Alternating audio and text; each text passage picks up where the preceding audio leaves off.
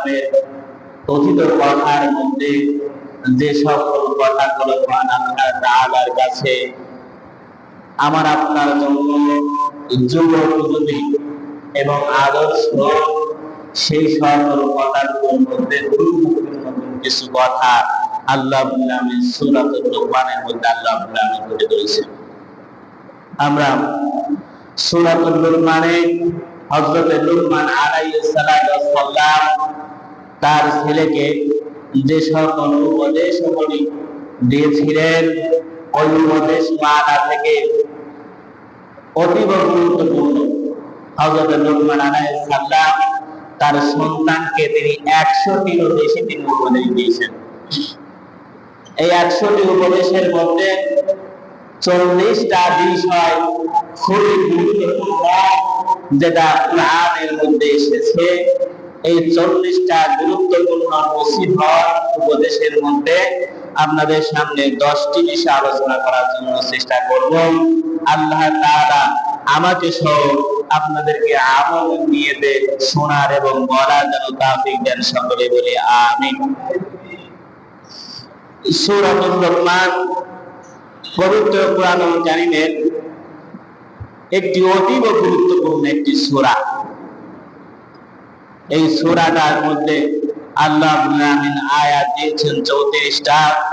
4 number রুকুর 21 number পারা থেকে 12 নাম্বার আয়াতে কারিমা তেলাওয়াত করেছি। আল্লাহ রাব্বুল আলামিন এই সূরাটা নাযিল করেছেন পবিত্র মক্কা নগরীতে। পবিত্র কোরআন এবং হাদিসের মধ্যে পর্যালোচনা করে মুফাসসির কিরামগণ, সাহাবায়ে কেরামগণ যে বিষয়ের উপর তারা প্রতীয়মান হয়েছে, হযরত আল্লামা লুকমান আলাইহিস সালাতু ওয়াস সালাম তিনি আল্লাহ রাব্বুল আলামিনের একজন দিনদার এবং গুরুত্বপূর্ণ একজন ওলি আল্লাহ ছিলেন। তবে কিছু কিছু মুফাসসিরগণ তাকে নবুয়তের ব্যাপারে তারা সম্বোধন করে থাকেন যে আল্লাহ রাব্বুল আলামিন লুকমান আলাইহিস সালামকে তিনি নবুয়ত দিয়েছিলেন। আসলে হযরত ইমামউদ্দিন রাহমাতুল্লাহ আলাইহি সহ তাফসীরে ফি জিলালুল কুরআন গুরুত্বপূর্ণ কয়েকটা তাফসীরের মধ্যে এটাই পেয়েছি। তিনারা যেটা বলেছেন, হযরত লুকমান আলাইহিস সালাম তিনি আসলে তিনি নবী ছিলেন না, তিনি ছিলেন আল্লাহ রাব্বুল আলামিনের একজন একনিষ্ঠ নবী, ওলি এবং বান্দা।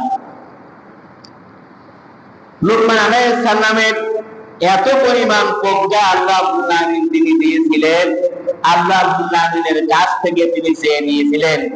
কোন কোন বর্ণনাতে পাওয়া যায় আল্লাহ রাব্বুল আলামিন লুকমান আলাইহিস সালামকে দুইটা জিনিস তাকে দেওয়ার জন্য আল্লাহ রাব্বুল আলামিন তিনি সম্বোধন করেছিলেন, একটি নবুয়ত এবং একটি প্রজ্ঞা। হযরত লুকমান আলাইহিস সালাম তিনি নবুয়তটাকে বেছে না নিয়ে তিনি প্রজ্ঞাটাকে তিনি বেছে নিয়েছিলেন। তার নাম যেহেতু লুকমান, লোকমান এবং হাকিম দুইটা বলা হয়। তিনি এত পরিমাণ ভালো তিনি কথা বলতেন, অর্থবহ, তার কথার মাত্রা এবং ওজন এত পরিমাণ ছিল যে লোকজন তার লোকমানের নামের সাথে হাকিম শব্দটা জড়িয়ে দিয়েছিলেন। জয় বলি সুবহানাল্লাহ। বিশিষ্ট জ্ঞানী ব্যক্তিদের ক্ষেত্রে কিন্তু এই হাকিম শব্দটা ব্যবহার করা হয়।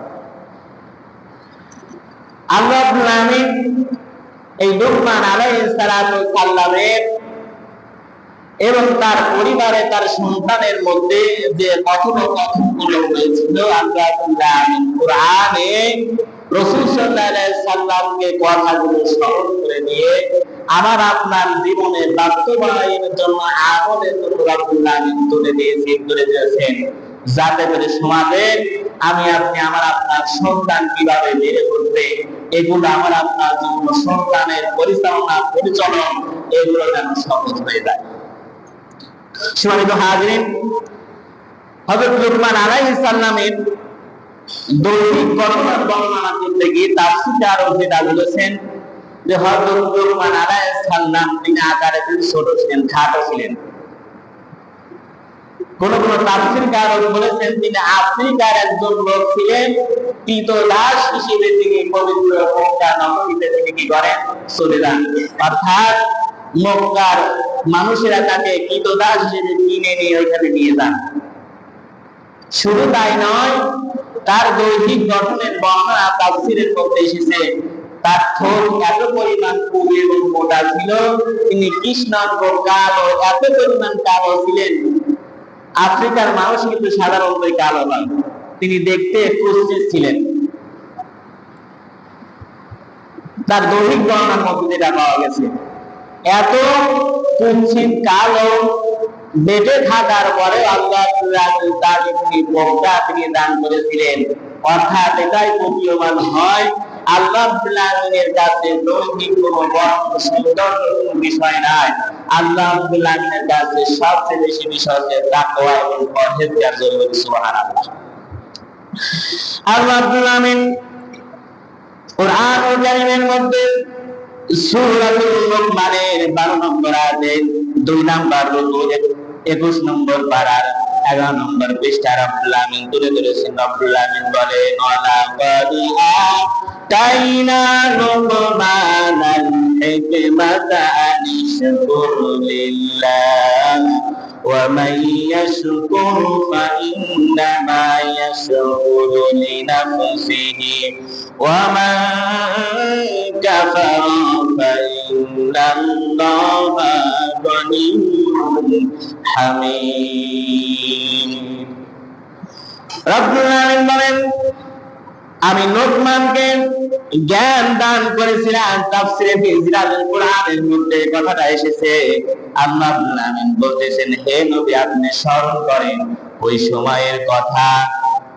কোন সময়ের কথা? আমি যখন লোকমান আলাইহিস সালামকে জ্ঞান দিয়েছিলাম, প্রজ্ঞা দান করেছিলাম, তুমি আল্লাহর নিয়ামতের শুকর আদায় করো। কি কারণে? কেননা আল্লাহ রাব্বুল আলামিন বলেন, যে ব্যক্তি আল্লাহ তাআলার শুকর আদায় করে সে তা করে তার নিজের ভালোর জন্যই। আর যে অকৃতজ্ঞ হয় ওই মানুষ যেন জেনে রাখে আল্লাহ রাব্বুল আলামিন অমুখাপেক্ষী, তিনি মুখাপেক্ষী নন, বরং শুধু তাই নয়, তিনি সমস্ত প্রশংসার মালিক। আল্লাহ রাব্বুল আলামিন রাসূলকে তিনি স্মরণ করে দিচ্ছেন, ওয়ালাকাদ, হে রাসূল আপনি স্মরণ করেন, তাই না লোকমানা, যখন আমি লোকমানকে জ্ঞান দান করেছিলাম, প্রজ্ঞা দান করেছিলাম, আর তাকে বলেছিলাম যে আমার নিয়ামতের শুকরিয়া আদায় করো। যে ব্যক্তি আমার নিয়ামতের শুকরিয়া আদায় করে, প্রকাশ করে, সেজন্য আমি আল্লাহর নিয়ামতকারী প্রকাশ করার কারণে তার জীবনের মধ্যে সে লাভবান হয়ে গেল। সুবহানাল্লাহ। এবার আব্দুর রহমান বলেন, ওয়ামান কাফারা ফাইন্নাল্লাহা গনিয়্যুন হামিদ। আর যে নিয়ামত পাওয়ার পরেও অস্বীকার করে, আমি আল্লাহ নাফরমানি করে, ও যেন জেনে রাখে আমি আল্লাহ কোনো কিছুর মুখাপেক্ষী না, আমি আল্লাহ ধনী গণীয় আর হচ্ছে ফকির এবং নিঃস্ব। আল্লাহ রাব্বুল আলামিন বোঝাতে চান যে আমি আল্লাহ মুখাপেক্ষী, কারণ আমি আল্লাহ মুখাপেক্ষী নয়, আর তুমি তো নিঃস্ব এবং ফকির। সুতরাং তুমি যদি আমি আল্লাহর প্রশংসা করো, নিয়ামতের শুকরিয়া আদায় করো, তুমি যেন নিজেরই তুমি ভালো করলে করে বলি সুবহানাল্লাহ। এজন্য আল্লাহর প্রশংসা করা, কৃতজ্ঞতা প্রকাশ করুন, যা দরকার এটা আমার আপনার নিজের জন্যই ভালো। এরপর রাব্বুল আলামিন বলেন, وَإِذْ قَالَ لُقْمَانُ لِابْنِهِ وَهُوَ يَعِظُهُ يَا بُنَيَّ لَا تُشْرِكْ بِاللَّهِ إِنَّ الشِّرْكَ لَظُلْمٌ عَظِيمٌ। জোরে বলে আল্লাহু আকবার। আল্লাহ রাব্বুল আলামিন এরপরে রাব্বুল আলামিন আবার স্মরণ করে দিয়ে সূরাতুল লুকমানের 13 নম্বর আয়াতে রাব্বুল আলামিন রাসূলকে বলেন, ওয়াইদ ক্বালা লুকমানা, হে রাসূল আপনি দ্বিতীয়বার আপনি স্মরণ করেন যখন লুকমান আলাইহিস সালাম তার ছেলেকে উপদেশ দিচ্ছিলেন।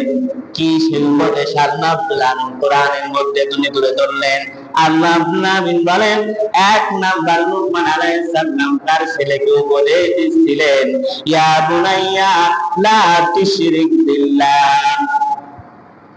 এক নম্বরে আল্লাহ রাব্বুল আলামিন বলেন যে হযরত লুকমান আলাইহিস সালাম তার ছেলেকে উপদেশ দিচ্ছিলেন, হে ছেলে, হে পূর্ণ বৎস, আল্লাহ তাআলার সাথে কাউকে শরীক স্থাপন করো না। নিশ্চয় আল্লাহ তাআলা মুশরিকদের তিনি অপছন্দ করেন, পছন্দ করেন না। জোরে বলি সুবহানাল্লাহ। তাহলে এক নম্বরে আল্লাহ রাব্বুল আলামিন বলেন যে তার পুত্রকে লুকমান আলাইহিস সালাম তিনি প্রশংসা উপদেশ তিনি দিলেন, নসিহত করলেন। এই নসিহত শুধুমাত্র লুকমান আলাইহিস সালামের ছেলের জন্য নয়, এই উপদেশ এবং নসিহত তামাম দুনিয়ার সকল মানুষের জন্য। কথা বলেন ঠিক কিনা? এই লুকমান আলাইহিস সালামের উপদেশ শুধুমাত্র লুকমান আলাইহিস সালামের ছেলের জন্যই প্রযোজ্য ছিল না। যদি প্রযোজ্য থাকতো, আল্লাহ রাব্বুল আলামিন কোরআনুল কারীমের মধ্যে তার এই নসিহতগুলো আল্লাহ রাব্বুল আলামিন রেকর্ড করে তিনি দিতেন না। রাসূলকে তিনি স্মরণীয় করাতেন না, যাতে করে সমাজের মধ্যে আমার আপনার সন্তানগুলোকে আমি আপনি এই নসিহতের মাধ্যমে, উপদেশের মাধ্যমে আমি আপনি তাদেরকে পরিচালনা করতে পারি। আল্লাহ নামের জন্য দিয়েছেন। তাহলে আমার আপনার কর্তব্য থাকবে সন্তানকে যখন আমি আপনি বেড়ে ওঠার মতো যখন অবস্থা হয়ে যাবে, এক নাম্বারে উপদেশ গ্রহণ করার মতো যখন তার সময় হয়ে যাবে, আমার আপনার পিতা আমি আপনি যারা আছি, আমার আপনার জন্য এক নাম্বারে উপদেশ সন্তানের প্রতি, সন্তানের কানের মধ্যে আপনি আল্লাহ তাআলার এই তাওহীদের বাণী আপনি পৌঁছায় দিবে। ইয়া বুনাইয়া লা তুশরিক বিল্লাহ, যে আল্লাহ তাআলার হাতে কাউকে তুমি শরীক করাবে না।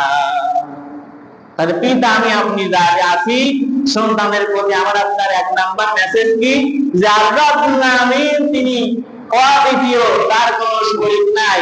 সুতরাং আল্লাহ তাআলার কাছে অন্য ইলাহ আছে, এই অংশীদার সাব্যস্ত যেন সন্তান না হয়ে যায়। বলি সুবহানাল্লাহ। সম্মানিত হাজির, আল্লাহ রাব্বুল আলামিন যেন আমাদেরকে, আমার আপনার সন্তানদেরকে তাওহীদের উপর অটল থাকার তৌফিক দেন, যাতে করে আমার আপনার সন্তানগুলি আল্লাহ তাআলার উলুহিয়াতের দিকে ধাবিত হয়। আল্লাহ রাব্বুল আলামিন সেই তৌফিক যেন দেন। দুই নম্বরে আল্লাহ রাব্বুল আলামিন বলেন, হযরত লুকমান আলাইহিস সালাম তার সন্তানকে দ্বিতীয় যে উপদেশ দিয়েছিল, আল্লাহ রাব্বুল আলামিন ওয়াসাইনাল ইনসানা বিওয়ালিদাইহি হামালাতুহু উম্মুহু ওয়াহনান আলা ওয়াহনিন ওয়া ফিসালুহু ফি আমাইনি আনিশকুরনি ওয়া লিওয়ালিদাইকা ওয়া ইলাইয়াল মাসীর।